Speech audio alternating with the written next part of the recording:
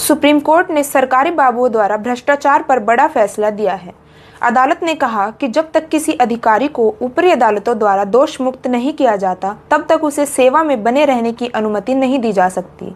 जब कोई सरकारी कर्मचारी भ्रष्टाचार का दोषी पाया जाता है, तो उसे सेवा में बने रहने देना न केवल सार्वजनिक व्यवस्था के लिए खतरा है, बल्कि इससे अन्य ईमानदार अधिकारियों का मनोबल भी टूटता है। दोष सिद्ध अधिकारी को सेवा में बने रहने का हक नहीं। अदालत ने यह टिप्पणी रेलवे के एक इंस्पेक्टर की याचिका पर सुनवाई करते हुए की, जिसने भ्रष्टाचार के एक मामले में दोष सिद्धि के खिलाफ सुप्रीम कोर्ट में अपील दायर की थी। उसने सजा पर भी रोक लगाने की मांग की थी ताकि उसकी नौकरी बची रह सके। सुप्रीम कोर्ट की बेंच ने केसी सरीन बनाम केंद्र सरकार मामले का हवाला देते हुए कहा कि केवल इस आधार पर कि ऊपरी अदालत में अपील विचाराधीन है, दोष सिद्ध अधिकारी को सेवा में बने रहने का हक नहीं मिल सकता। सार्वजनिक पद पर बने रहने देना सार्वजनिक विश्वास को नुकसान। अदालत ने कहा कि ऐसे लोक सेवकों को सार्वजनिक पद पर बने रहने देना सार्वजनिक विश्वास को नुकसान पहुंचाता है।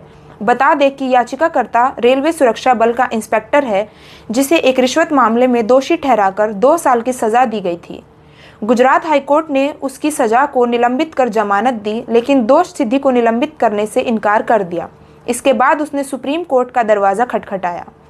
यह ईमानदार अधिकारियों का अपमान। सुप्रीम कोर्ट ने उसकी याचिका खारिज करते हुए कहा कि अगर दोषी अधिकारियों को सेवा में रहने दिया गया तो इससे सिस्टम की नींव कमजोर और यह ईमानदार अधिकारियों का अपमान होगा।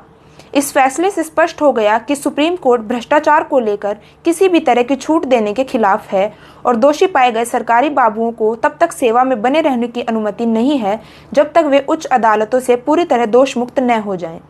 ये फैसला जस्टिस संदीप मेहता और जस्टिस प्रसन्न बी वार्ले की पीठ ने दिया है। कोर्ट ने सख्त टिप्पणी करते हुए कहा कि एक भ्रष्ट सरकारी अधिकारी को नौकरी पर क्यों लौटने दिया जाना चाहिए।